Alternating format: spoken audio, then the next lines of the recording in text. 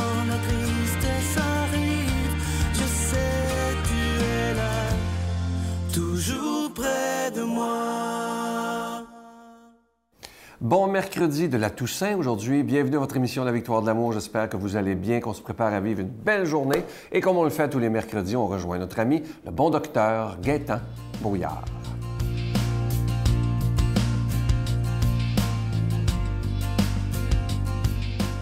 Bon matin tout le monde. C'est un plaisir d'être avec vous encore ce matin. Et le mois passé, nous avons fait le lancement de mon deuxième livre qui est La douleur repensée. Et peut-être certains peuvent se demander pourquoi la douleur repensée, pourquoi un tel titre.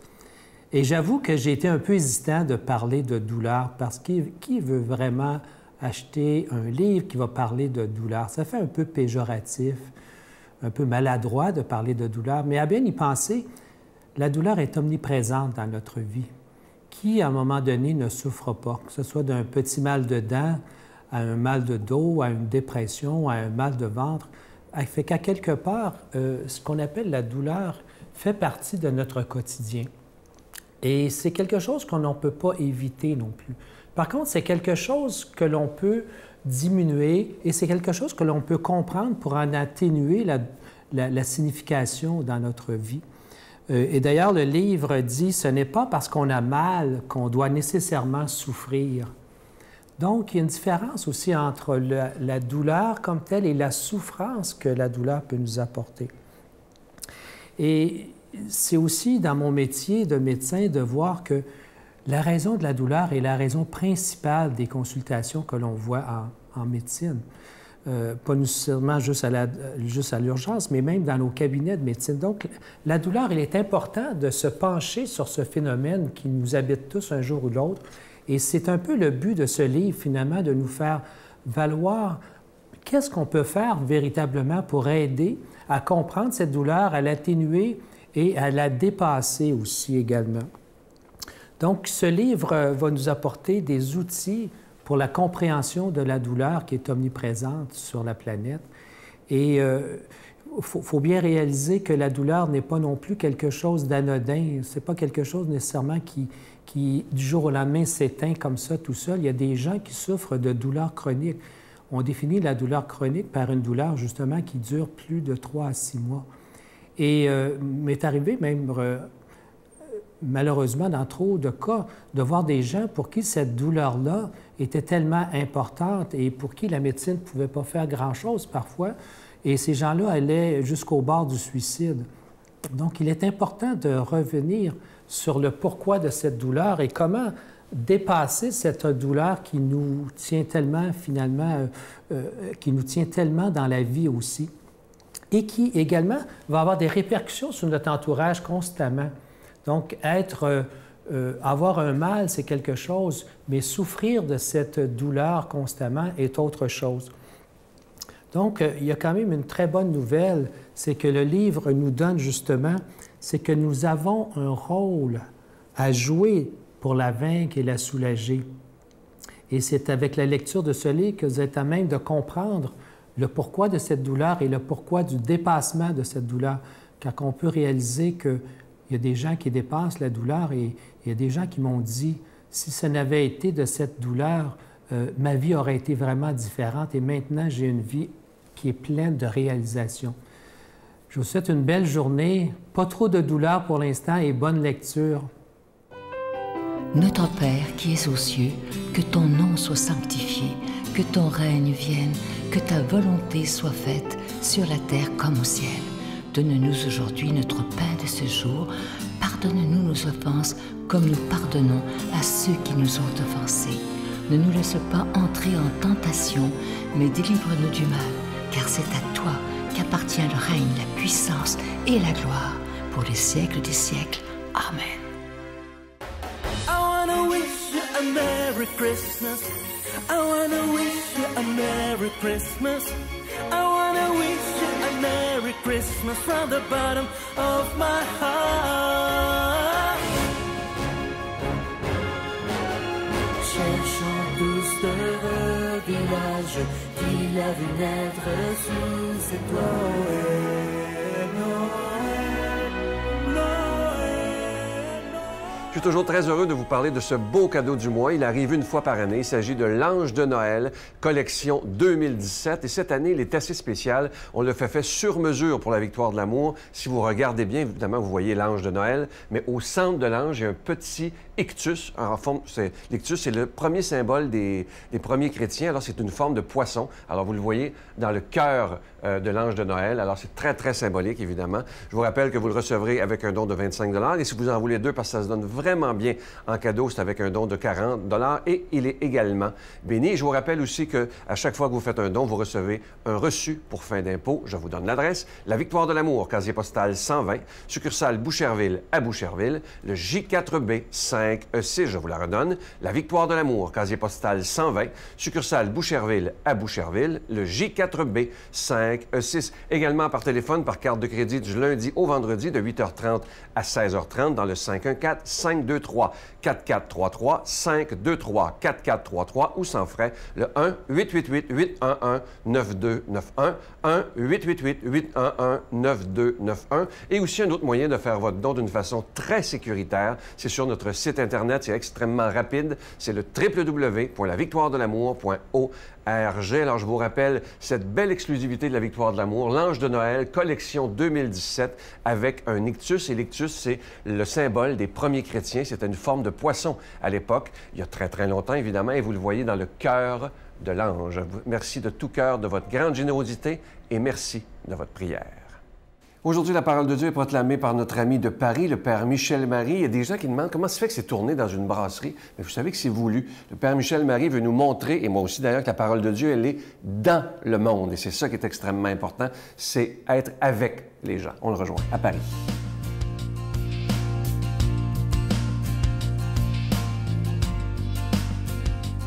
Bonjour à vous tous, amis du Québec et d'ailleurs. C'est un bonheur de partager avec vous cette fête de la Toussaint. Évangile de notre Seigneur Jésus-Christ selon saint Matthieu. En ce temps-là, voyant les foules, Jésus gravit la montagne. Il s'assit et ses disciples s'approchèrent de lui. Alors, ouvrant la bouche, il enseignait et il disait « Heureux les pauvres de cœur, car le royaume des cieux est à eux. Heureux ceux qui pleurent, car ils seront consolés. Heureux les doux, car ils recevront la terre en héritage. Heureux ceux qui ont faim et soif de la justice, car ils seront rassasiés. Heureux les miséricordieux, car ils obtiendront miséricorde. Heureux les cœurs purs, car ils verront Dieu. Heureux les artisans de paix, car ils seront appelés fils de Dieu. Heureux ceux qui sont persécutés pour la justice, car le royaume des cieux est à eux. Heureux êtes-vous si l'on vous insulte, si l'on vous persécute, et si l'on dit faussement toutes sortes de mal contre vous à cause de moi. Réjouissez-vous, soyez dans l'allégresse, car votre récompense est grande dans les cieux. Mes frères bien-aimés, comme son nom l'indique, la Toussaint, c'est la fête de tous les saints. Et nous voulons aujourd'hui les envelopper d'un seul bloc, un bloc d'amour et de perfection, bien sûr.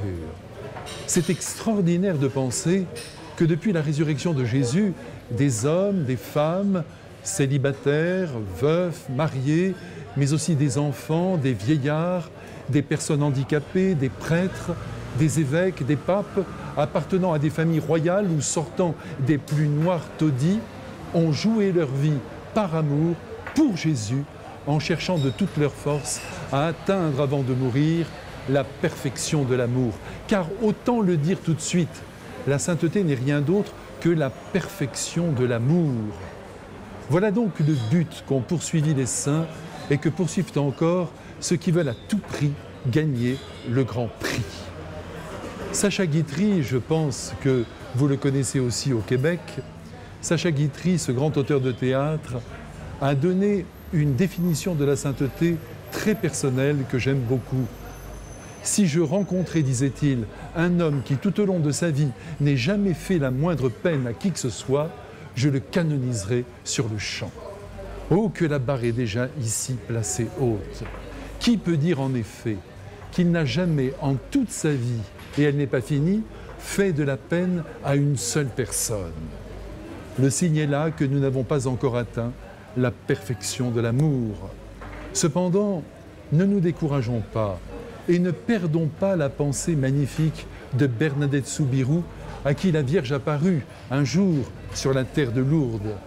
Quand on lui parlait de la sainteté, elle disait toujours « Oh, que je n'aime pas quand on présente les saints comme des personnes qui n'ont jamais péché ». Aussi, si nous accueillons cette remarque d'une des plus grandes saintes de l'histoire, nous comprenons que même si nous avons trahi le Christ par nos silences, par nos doutes, par nos tiédeurs, même si nous avons passé des années loin de ses commandements, même si nous avons fait souffrir les autres, même si nous avons manqué de reconnaissance ou d'égard envers ceux qui nous aimaient, même si nous avons vécu par moments loin de toute pratique religieuse, dans le mensonge, dans la jalousie, dans l'infidélité à nos engagements, dans la malhonnêteté, la sainteté demeure pour chacun de nous tous accessible. Et oui, avec Dieu, rien n'est jamais perdu. Il est même le champion du recyclage des âmes.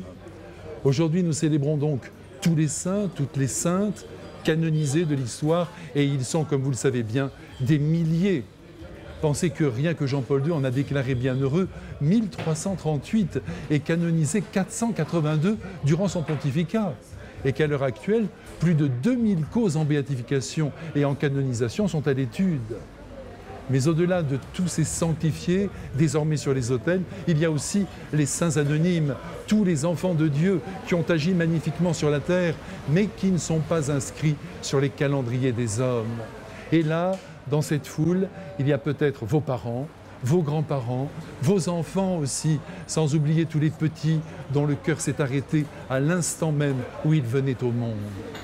Combien de fois nous n'avons pas dit volontiers « Ah, ma grand-mère, c'était une vraie sainte. Oh, comme elle priait. Oh, comme elle a souffert en silence. Oh, comme elle était disponible, souriante, toujours aimante, sans jamais juger qui que ce soit. » Eh bien, vous savez tout cela, mes frères, si vous l'avez ressenti au sujet de vos proches, Dieu l'a perçu avec encore beaucoup plus de force et il les a glorifiés. Résumons-nous. Dès qu'une personne semble très unie à Dieu, qu'elle fait preuve d'une grande bonté, qu'elle demeure dans l'humilité, vous pouvez être sûr qu'il y a là les signes évidents de la sainteté.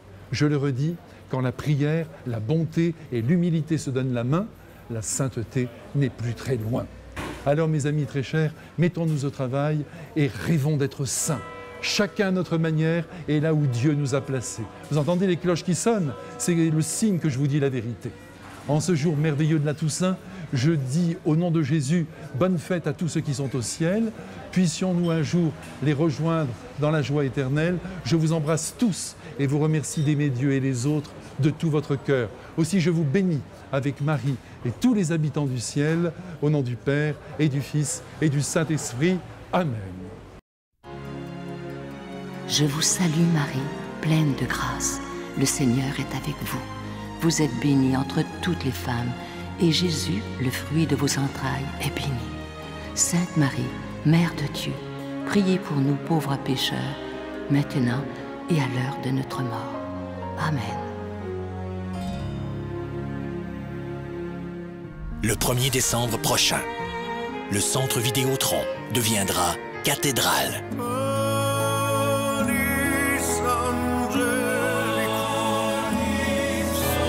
Mario Pelcha et les prêtres.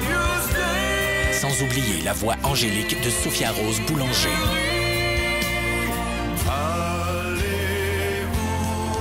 Le 1er décembre prochain au centre Vidéotron. Bien en vente maintenant sur gestev.com ou ticketmaster.ca. Bonne journée. Bye-bye. Les gens, lorsqu'ils ont eu un diagnostic de cancer, ils ont commencé à avoir un mode de vie complètement différent. Et c'est des gens qui sont devenus épanouis. C'est un peu ça, finalement, où la douleur devient peut-être un propulseur au changement pour quelque chose de meilleur.